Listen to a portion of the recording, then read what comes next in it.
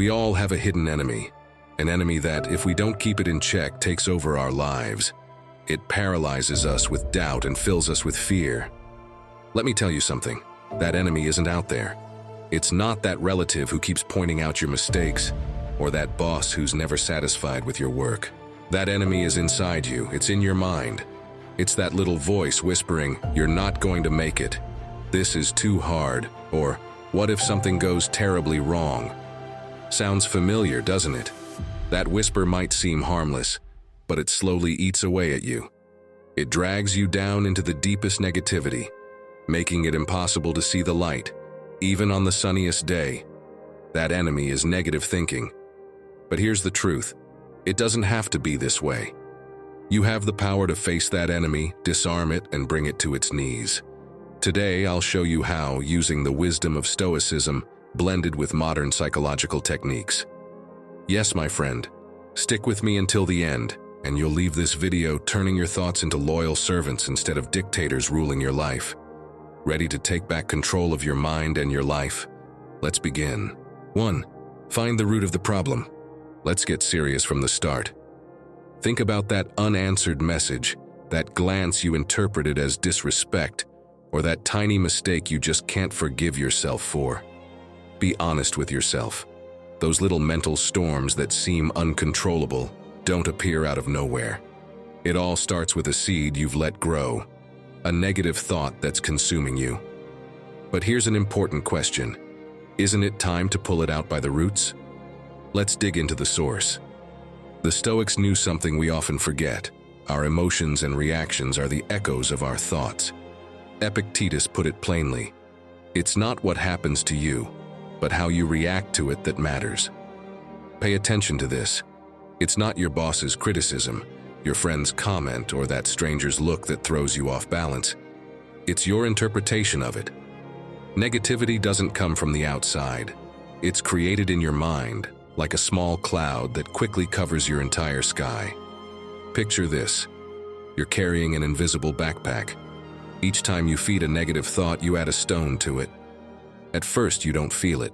You're strong. You can carry it for miles. But over time, that load becomes unbearable. Too many stones in your anxiety-filled backpack. The first step to lightening it is to open it up and examine what's inside. This is a key Stoic exercise. Question your thoughts. In his meditations, Marcus Aurelius teaches us to ask, "Is this under my control? If it's not, why does it affect me?" This kind of reflection not only weakens negative thoughts, but strips them of their power over you. It's like pulling stones out of your backpack, with each one being a thought you let go of. Let's be clear. Identifying the root of your thoughts isn't something you do overnight. The Stoics didn't sit around waiting for enlightenment. They practiced daily introspection, like gardeners inspecting every corner of their minds for weeds. Seneca reminds us, the greatest obstacle to living is expectation, which depends on tomorrow and wastes today. What does this mean? Your negative thoughts are rooted in unrealistic expectations, anticipated fears, or memories you can't let go of. Recognizing this is liberating. It allows you to focus on what truly matters, the present. According to a study by psychologist Martin Seligman, the founder of positive psychology, people who can reinterpret events in a realistic way experience less anxiety and greater emotional well-being. In other words, when you change how you understand an event, you change how it affects you. It sounds simple, but it's incredibly powerful. Now, let's bring this back to you. How can you apply this in your daily life? Write your negative thoughts down on paper. If you do it for something as trivial as a shopping list, why not for something as important as your peace of mind? Then ask yourself, is this true? Is there another way to see it? Finally, all the drama your mind has invented has to go.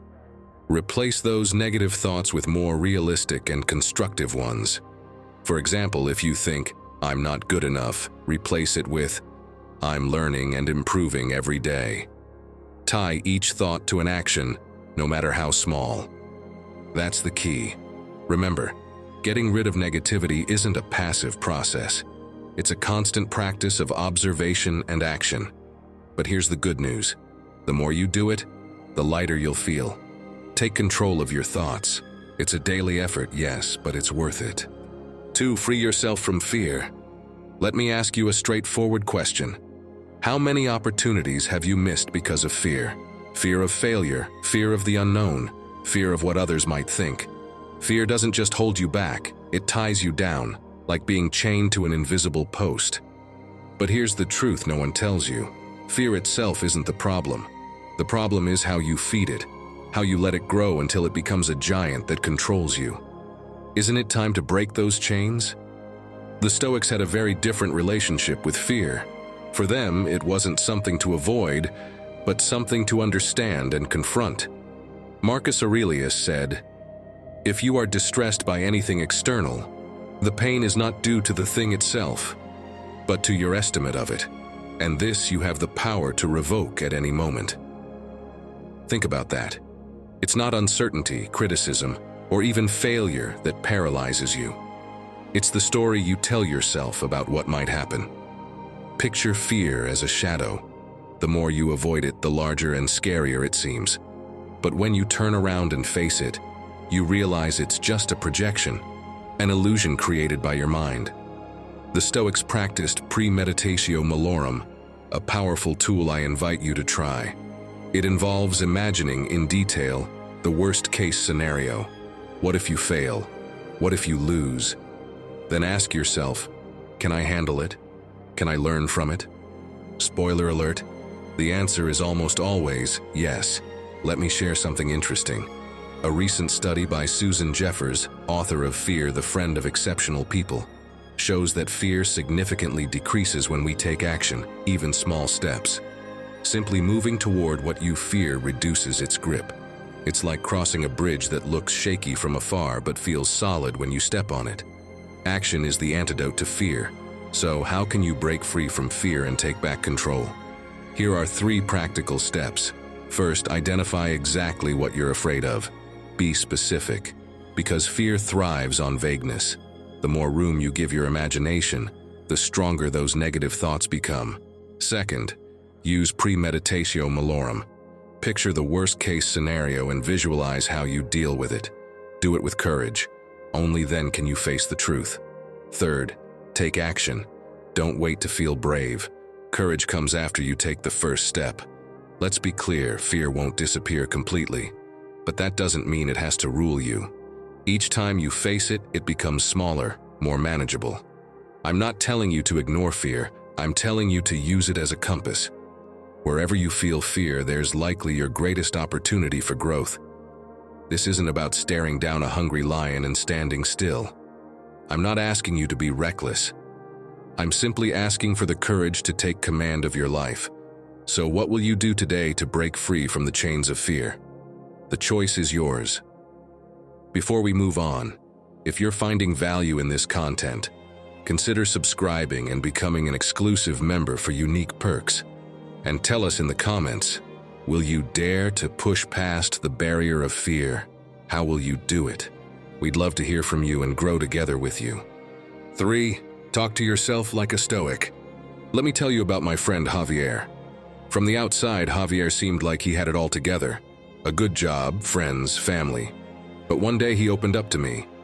He confessed that he was fighting a constant battle in his mind. Every time he made a mistake, he'd tell himself things like, "I'm so useless, I'll never get it right." Or, "Why even try if I always fail?"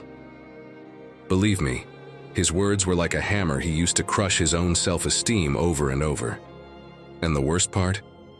He didn't even realize he was doing it. Sound familiar? Because if you're honest with yourself, maybe you've spoken to yourself like that too. Let's face it, no one talks to you more than you do. And the words you say to yourself have a far greater impact than any external criticism. The Stoics understood this well. Marcus Aurelius wrote, "The happiness of your life depends on the quality of your thoughts." Think about it. If your inner dialogue is filled with negativity, it's like walking around with shoes full of stones. On the outside, you might look fine, but every step gets heavier and more painful. The problem isn't out there, it's within. The good news? You can fix it from within too. Psychologist Carl Jung delved into how our words and thoughts form part of our shadow, the unconscious side of ourselves we often ignore. According to Jung, what we repress or deny in our internal dialogue doesn't disappear. Instead, it grows and takes control of our emotions from the shadows. He said, "Until you make the unconscious conscious, it will direct your life, and you will call it fate." What does this mean? Every time you speak negatively to yourself, you're not just reinforcing your fears. You're turning them into automatic patterns that control your decisions. Scary, right? Let's go back to Javier. One day I asked him, "If a friend of yours made a mistake, what would you say to them?" He went silent. So I said, "Now ask yourself this. Why do you speak to yourself in a way you'd never use with someone you care about?" That question changed everything for him. Little by little, he started questioning how he spoke to himself and replaced harsh words with kinder ones. It wasn't easy or immediate, but each small step helped him heal the invisible wounds he had been inflicting on himself. The Stoics practiced something similar. Instead of drowning in destructive self-criticism, they turned their thoughts into tools for learning. Seneca summed it up perfectly. To err is human, but to persist in error is diabolical. What does this mean for you? It means it's okay to make mistakes, but it's not okay to punish yourself for them endlessly. Let it go. Forgive yourself. You're human, my friend, not perfect. Your inner dialogue is like a compass. If that compass is thrown off by negative thoughts, it will always lead you in the wrong direction. But when you recalibrate it with words of encouragement, it starts pointing you toward the right path. That doesn't mean there won't be bumps along the way, but it does mean you'll have a clearer guide to keep moving forward. If you want to start talking to yourself like a Stoic, pay attention to what runs through your mind when you face a challenge. Pause and notice the exact words you're using. Write them down and look at them from an outside perspective. Ask yourself if those words are helping you or dragging you down. Then, for goodness sake, give yourself a break and be kinder to yourself. For example, instead of thinking, "I never get it right," say, "I'm learning something new, and that takes time." Spend a few minutes each night reflecting on your inner dialogue. What can you improve tomorrow? You're not going to become perfect or stop making mistakes, but trust me, when you start speaking to yourself with the same wisdom and compassion the Stoics practiced, something shifts. Your mind stops being a battlefield and becomes a place where you can find clarity and strength. And remember, if you're not on your own side, who will be? 4. You are not what you think. Tell me if this sounds familiar. I'm not enough. I always fail. I'll never change. These thoughts creep in uninvited, but let me tell you something. You are not what you think. Those negative whispers you accidentally gift yourself are nothing but noise, like a neighbor shouting from their window about how you should live your life. You can hear them, but that doesn't mean they're right or that you have to listen. Epictetus put it perfectly. It's not what happens to you, but how you react to it that matters. When you stop identifying with your negative thoughts, you strip them of their power. It's not the neighbor's comment or a stranger's glance that affects you. It's how you choose to interpret it. You can keep dwelling on it or decide it's not worth your energy. The same goes for your thoughts, my friend. Just because they come from your own mind doesn't make them the absolute truth. Think of someone like Nelson Mandela. He spent 27 years in prison, yet when he was released, he didn't let hate or thoughts of revenge define him. He famously said, "I am the master of my fate. I am the captain of my soul." Mandela could have let negativity consume him. Nobody would have blamed him. After all, he was unjustly imprisoned. But do you know what he did? He chose the opposite.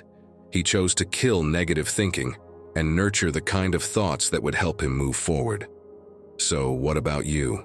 When your mind betrays you, do you give it power, or do you decide who's in charge? Your negative thoughts are like that relative who always has something bad to say. You always mess up. You'll never succeed. If you go along with them, you'll end up believing those words. But if you ignore them, they gradually lose their strength. Mastering negative thinking doesn't mean eliminating it forever. It means refusing to let it control you. It's a visitor, not the owner of your house. Carol Dweck discovered something critical. People with a fixed mindset identify with their thoughts and believe their mistakes define who they are. On the other hand, those with a growth mindset see negative thoughts as challenges to overcome. By reframing them, they learn, grow, and build their self-esteem instead of crumbling under the weight of their doubts. So how can you put this into practice? When negativity invades your mind, pause and observe it.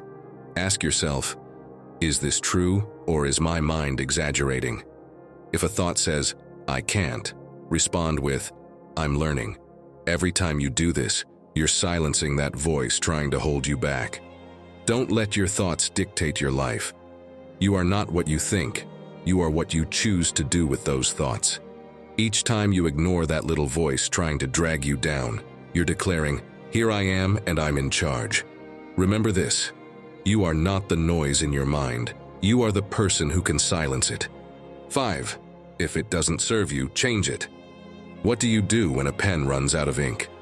Do you keep pressing it against the paper, scratching away with nothing to show for it, growing more frustrated with each attempt? Of course not. You grab another pen and keep writing. So tell me, why do you hold on to thoughts that take you nowhere? The ones that drag you down and make you feel like you can't move forward. If a pen stops writing, you replace it. Why not do the same with what's in your mind? Replaying harmful thoughts in your head is like wearing shoes that are too small. Every step you take hurts a little more, leaves marks, and slows you down. But what do you do when shoes start to hurt? You take them off and find a pair that fits. It's the same with your thoughts. If they hold you back or limit you, it's time to change them. Marcus Aurelius said, if you are distressed by anything external, the pain is not due to the thing itself, but to your perception of it. If you believe you can't change, my friend, you're wrong. The problem is you've told yourself that story so many times, you've started to believe it. But here's an interesting fact. Changing that internal dialogue is not only possible, it can transform your life. Switching I can't to I'm learning might seem small, but it's the difference between giving up and moving forward. And this isn't just about empty motivational quotes or feel-good mantras.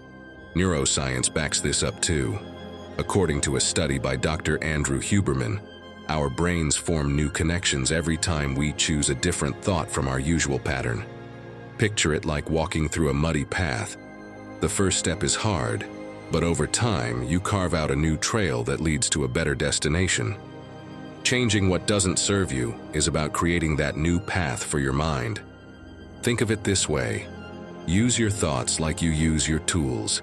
If you're trying to hammer a nail with a screwdriver, it doesn't matter how hard you try, it won't work. But grab the right hammer, and the job's done in seconds. The same goes for your mind. If a thought isn't working for you, stop using it. Replace it with something that does. Swap out that old, rusty tool for one that's shiny, sharp, and productive. Are you ready to change what doesn't serve you? Share in the comments which thought you're going to replace today. Dare to write it down. It'll help you stay committed to yourself. I'll be watching and ready to respond to support you. We're here to help each other grow. And remember, every small change in your mind can create a massive difference in your life. The time to start is now. 6. Don't let others infect you. Have you ever noticed how the emotions and thoughts of the people around you can influence your own? It's like sitting in front of the news and hearing an endless list of bad stories, crises, conflicts, disasters. Even if you were having a good day, that bombardment starts to cloud your mind. Why? Because negative emotions, much like the flu, are contagious. It's like being in a smoke-filled room.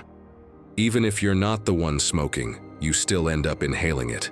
That's how negativity works. If you surround yourself with people who always see the worst in everything, it won't take long before you start thinking the same way. But here's the key. You don't have to stay in that room. You can step outside, or you can open a window and let in some fresh air. You don't have to absorb everything coming at you from the outside. You can choose what enters your mind and what doesn't. The Stoics figured this out centuries ago. Seneca said, "Surround yourself with people who can make you better and strive to improve those around you." This doesn't mean ignoring the world or becoming indifferent. It means recognizing that you have the power to avoid being dragged down by the negativity around you. When you do this, you save your energy and focus for the things that truly matter. Think of it this way. Watching the news and soaking up all that negativity is like opening a window during a storm. You can't stop the rain outside, but you can stop it from flooding your house. Similarly, you can protect yourself from the emotional impact of others or the media on your well-being. It's not about isolating yourself. It's about choosing which influences you allow into your life. Psychology backs this up. According to a study by Dr. Daniel Goleman, author of the groundbreaking Emotional Intelligence, negative emotions are highly contagious. But by developing emotional awareness, we can neutralize them.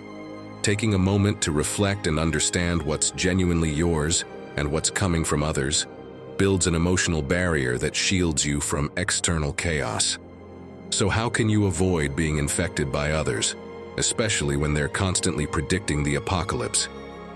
First, pay attention to what you consume. If the constant stream of news or social media makes you anxious, step away. Trust me, you'll find fresh air in a park, not on Twitter. Next, surround yourself with people who add value to your life, who inspire you, or who help you grow.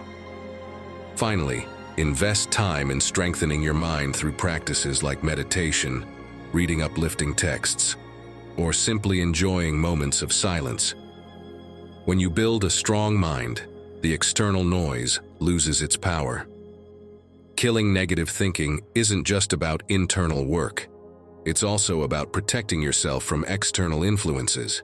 Choosing what you let into your life is an act of self-care and self-love.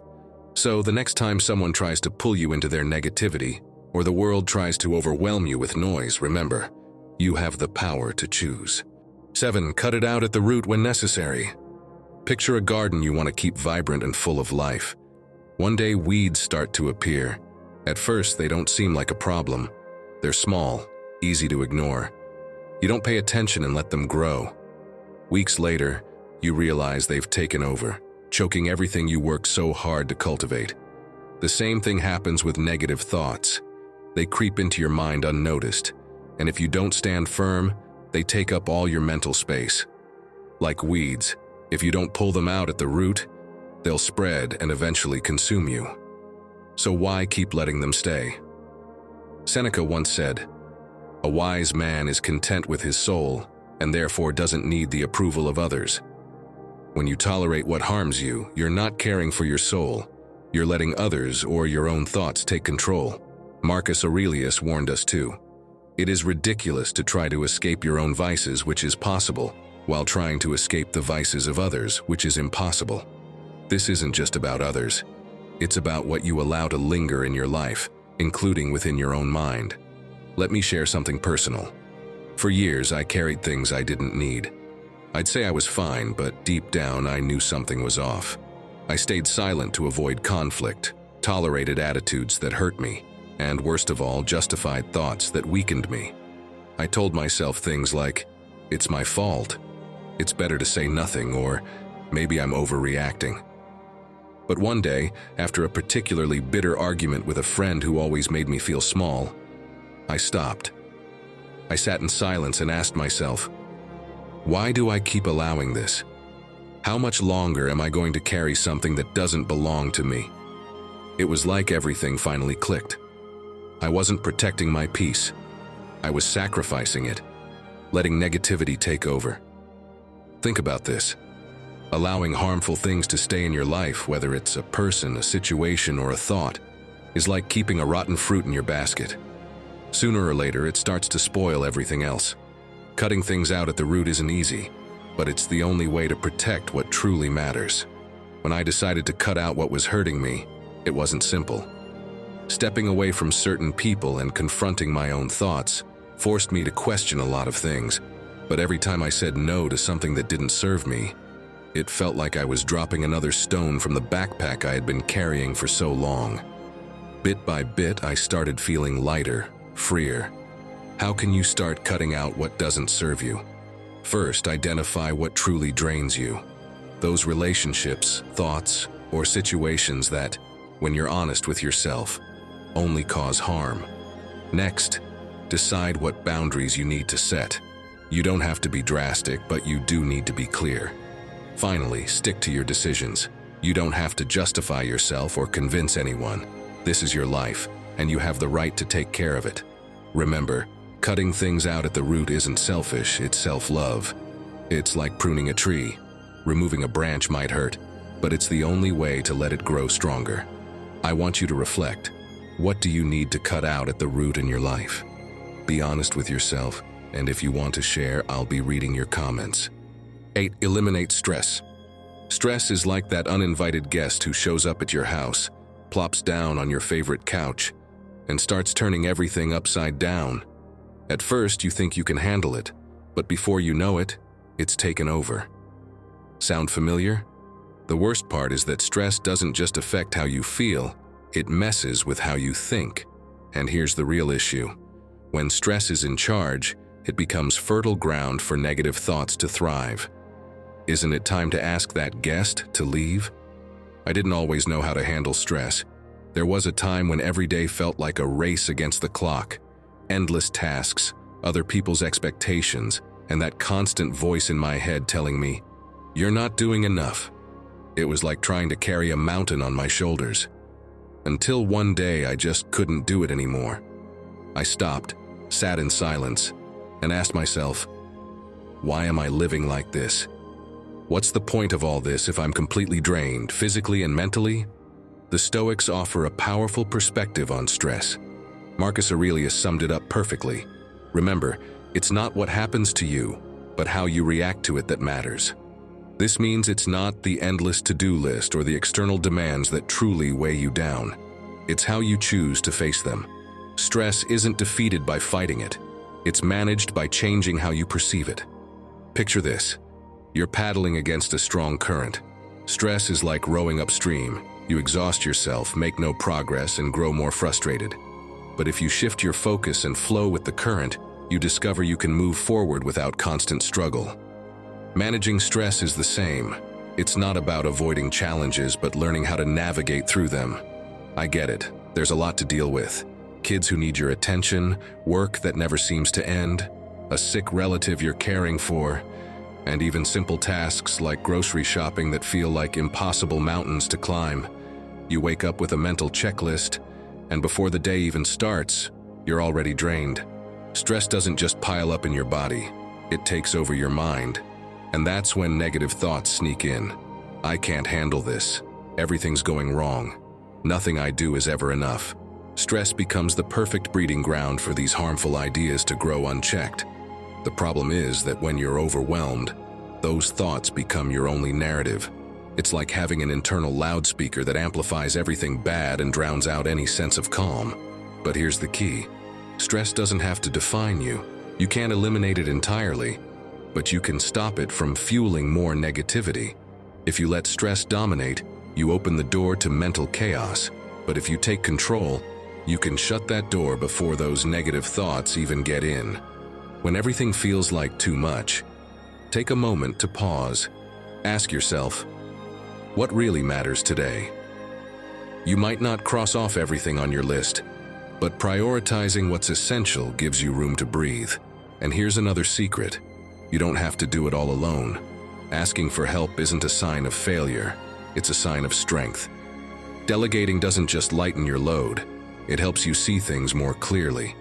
Think of stress like an overly tightened rope. If you don't loosen it, it will snap, and so will you. But if you decide to let go a little, the rope regains its shape, and everything falls back into place. Ending negative thinking starts by addressing the root that feeds it, and that root is often unchecked stress. So the next time you feel like you're at your limit, ask yourself, what can I leave for tomorrow? What can I let go of right now? And remember, taking care of your mind and your peace is always more important than any to-do list. 9. Let yourself be helped. You're not a superhero. Why do you insist on carrying everything on your own? It's like trying to move a giant sofa up a staircase by yourself. You know you can't do it, but you keep pushing, sweating, and exhausting yourself. And when you can't make it, guess who shows up? That familiar voice of negativity. I should have been able to do it. I'm such a failure. Sound familiar? Let me tell you something. You're not designed to do it all alone. No one is. When you convince yourself that asking for help is a sign of weakness, you let pride and fear fill you with negativity. But here's the truth. Admitting you need help isn't a sign of failure. It's an act of courage. The Stoics understood this well. Seneca said, "There is nothing noble in being superior to your fellow man. True nobility lies in being superior to your former self." Accepting help is one of the wisest ways to push past your limits and grow. Think of a castle. It might have tall, strong walls, but if there's no drawbridge to let others in, it becomes a prison. Your mind works the same way. If you shut others out, you're isolating yourself from solutions, fresh perspectives, and the support that could lighten your load. Science backs this up.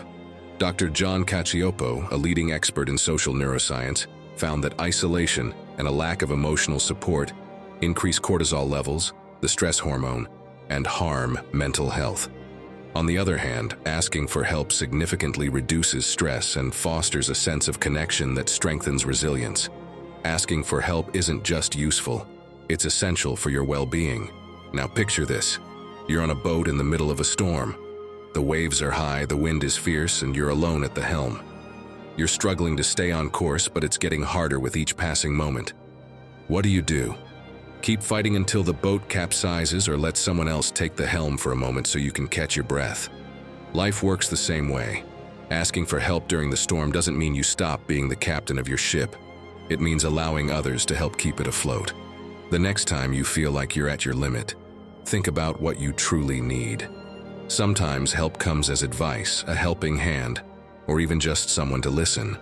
But for that to happen, you have to be willing to open the door and accept that you can't do it all. It's not weakness, it's being human. Remember this, letting yourself be helped doesn't make you less strong, it makes you wiser. Because no matter how strong you are, even superheroes have a team behind them. Or do you think Batman would be the same without Robin? 10. You set goals and go after them. Have you ever felt like you're wandering aimlessly, as if you're stuck in a maze with no way out? Day after day, repeating the same routines, yet not knowing where you're headed. It's easy to feel lost in life when you don't have a clear goal, when there's no real reason to get out of bed with purpose every morning. Sound familiar? Then why keep letting life push you around instead of taking control? Setting goals isn't just a luxury, it's like having a map in unfamiliar territory. Without them, every step feels meaningless. With them, every move has purpose.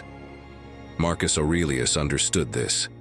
The happiness of your life depends on the quality of your thoughts. But those thoughts shouldn't just be positive, they need direction. Goals not only give you a sense of purpose, but they're also a powerful antidote to the negative thoughts that creep in when you feel lost. Let me share a story. Pablo, someone I used to know, was stuck in a cycle of negativity. He lost his job, his partner left him, and over time, he started believing he was worthless. Every day was the same. He'd wake up late, sit in front of the TV, and let the hours slip away. Then one day, a friend asked him, if you could change one thing in your life right now, what would it be? Pablo didn't have an answer at first, but that question stuck with him. Eventually, he decided he wanted to pursue something he'd always been passionate about, graphic design. At first, it was a small step, but having that goal reignited his motivation. He made a plan, signed up for an online course, and slowly began to rebuild his confidence.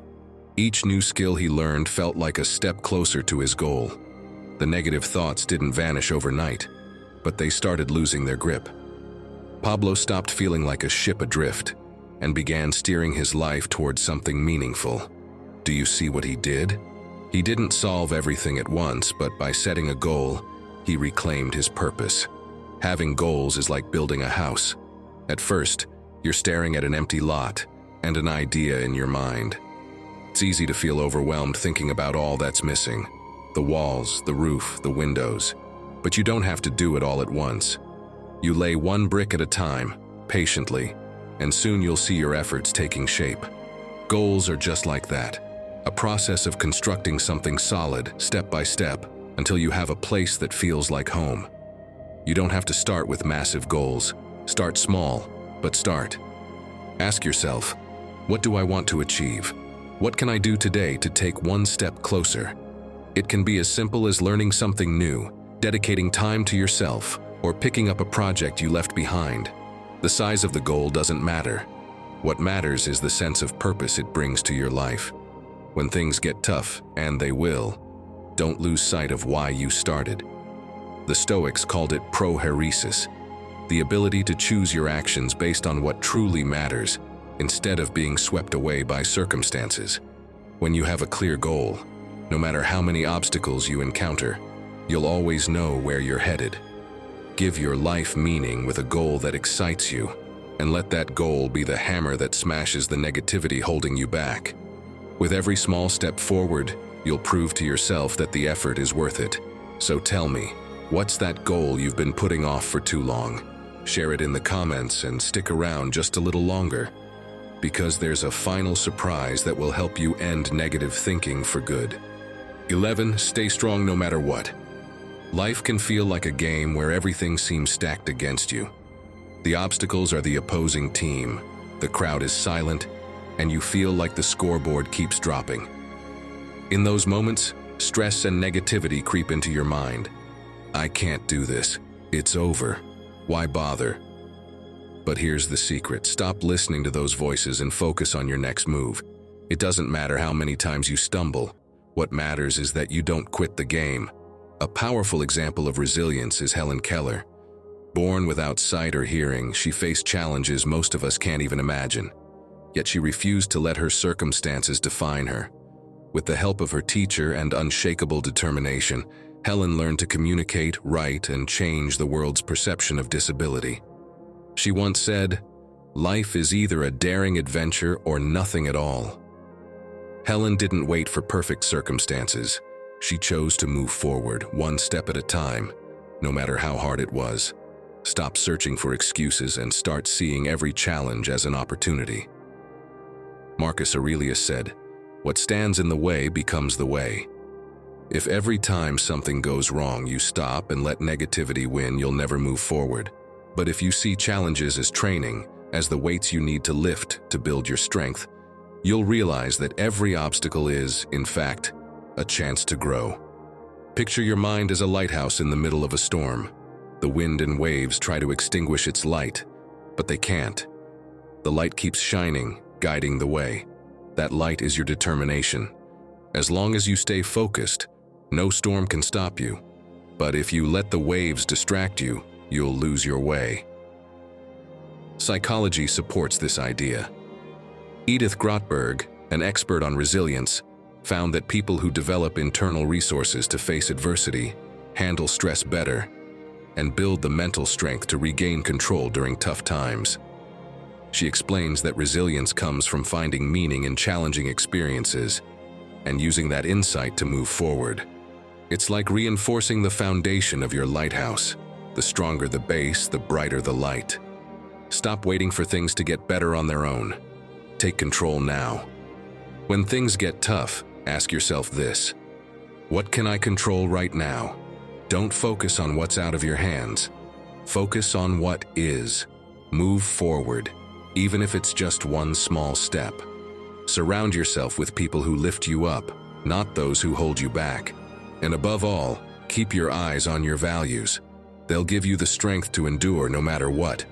Staying strong doesn't mean you won't waver. It means that even when you're shaken, you won't fall. It's deciding that nothing and no one can dim your light. So tell me, what are you going to do today to stay strong? I invite you to put these lessons into practice in your daily life and take control of your thoughts. Remember, eliminating negativity doesn't happen overnight, but every small step you take strengthens your mind and transforms your life. Be the person who faces challenges with calm, purpose, and courage. If you've made it this far, write in the comments, "I master my mind." That way, I'll know who the true Stoic warriors are who made it to the end. Don't forget to subscribe, hit the notification bell, and give this video a like so you don't miss out on what's coming next. I also invite you to check out our playlist, which you'll see on the screen. It's packed with ideas, stories, and advice to help you navigate life with more wisdom and confidence. Click it, and let's keep moving forward together. Until next time, take care and keep embracing your inner Stoic.